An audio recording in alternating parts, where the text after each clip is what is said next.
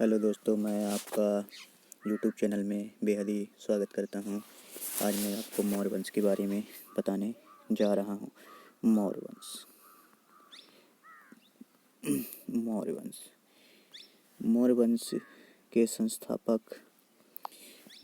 संस्थापक चंद्रगुप्त मौर्य को कहा जाता है, जिनका जन्म 345 ईसा पूर्व में हुआ था तथा जस्टिन के अनुसार चंद्रगुप्त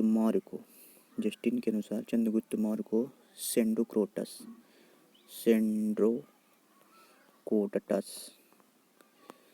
कहा जाता है, जिसकी पहचान विलियम जोन्स ने चंद्रगुप्त मौर्य से की थी। इसकी पहचान विलियम जोन्स ने चंद्रगुप्त मौर्य से की थी तथा चंद्रगुप्त मौर्य राजगद्दी पर 322 ईसा पूर्व में बैठे थे।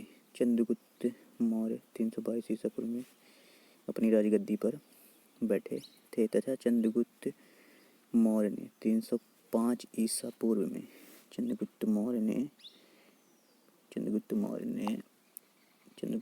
ने 305 ईसा पूर्व में सेल्यूकस निकेटर को हराया था।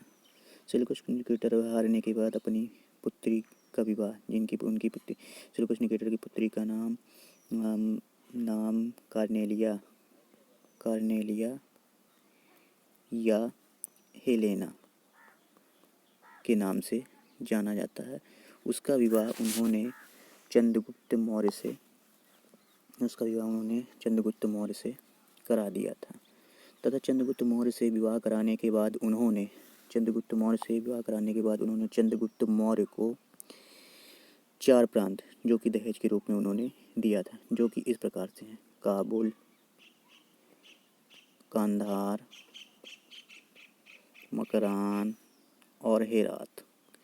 चंद्रगुप्त मौर्य को उन्होंने दहेज के रूप में दिया था। अपनी पुत्री के विवाह के तौर पर उन्होंने 4 प्रांत चंद्रगुप्त मौर्य को बांट दिए थे तथा चंद्रगुप्त मौर्य जैनी गुरु भद्रबाहु से दीक्षा लिया करते थे। जैनी गुरु भद्रबाहु से उन्होंने शिक्षा लिया करते थे तथा चंद्रगुप्त मौर्य ने अपना जो अंतिम समय बिताया था वह सबरबेलगोला नामक स्थान पर बिताया था। सबरबेलगोला नामक स्थान पर बिताया था। आप ये सब जानते हैं कि सबरबेलगोला जो कि कर्नाटक में उपस्थित है, वहाँ पर इन्होंने अपना अंतिम समय बिताया था तथा मेगास्थनीज सेल्यूकस निकेटर का राजदूत हुआ करता था। सेल्यूकस निकेटर का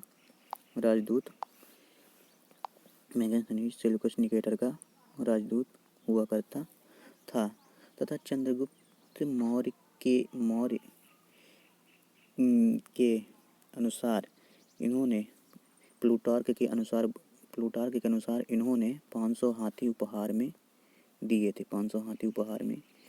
थे। पहले के ज़माने में क्या हुआ करता था कि जैसे बहुत से लोग खुश होकर के एक दूसरे को दान दे दिया करते थे। उसके बाद चंद्रगुप्त मौर्य और सेल्यूकस के बीच जो युद्ध हुआ था, चंद्रगुप्त मौर्य और सेल्यूकस के बीच का जो युद्ध का वर्णन किया गया था वह एपियनास ने किया था। एपियनास कोई व्यक्ति था जिन्होंने चंद्रगुप्त मौर्य और सेल्यूकस के बीच में जो युद्ध हुआ था वह एपियनास ने उसका वर्णन किया था तथा चंद्रगुप्त मौर्य की मृत्यु हुई थी वह 258 ईसा पूर्व में हुई थी। इनका जन्म आप जानते हैं कि चंद्रगुप्त मौर्य का जन्म 345 ईसा पूर्व में हुआ था तथा इनकी मृत्यु 258 ईसा पूर्व में सबरबेलगोला नामक स्थान पर हुई थी। उसके बाद चंद्रगुप्त मौर्य के उत्तराधिकारी उसका पुत्र बिंदुसार को अमित्रघात के नाम से जाना जाता। अमित्रघात का अर्थ होता है शत्रु विनाशक, मतलब जो शत्रुओं का नाश करे उसे शत्रु विनाशक बोला जाता है। तो चंद्रगुप्त मौर्य का उत्तराधिकारी बिंदुसार को माना जाता है। बिंदुसार को अमित्र घात के नाम से जाना जाता है तथा अमित्र घात के नाम से जाना जाता है। अमित्र घात का अर्थ होता है शत्रु विनाशक, जो शत्रुओं का नाश करे। इसके आगे मैं आपको कल बताऊंगा। यदि आपको मेरी वीडियो बहुत ही अच्छी पसंद आई हो तो प्लीज़ लाइक एंड सब्सक्राइब करना ना भूलें। मेरे चैनल का नाम शक्तिमान कोचिंग क्लासेस है। Thank you for you watching.